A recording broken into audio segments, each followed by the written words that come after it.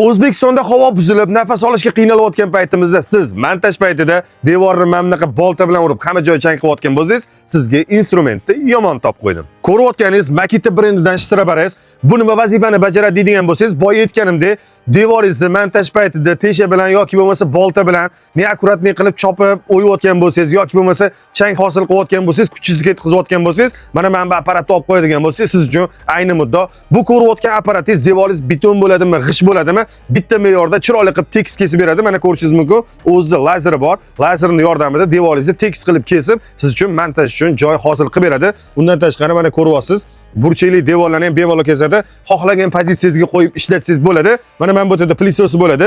Plisosini shunday ulab qo'yish shlangalari. Xullas o'zida umuman chang hosil qilmaydi. Chiqayotgan jamiki changlarni o'ziga tortib oladi. Ishingizni akkuratli, sifatli qilib ko'rsatib beradi. Undan tashqari buni yana bitta afzalligi keladigan bo'lsa, mana ko'rishingiz mumkin. O'ngga chapga qilib bemalol burib ishlatsangiz bo'ladi. Qulay bo'ladi.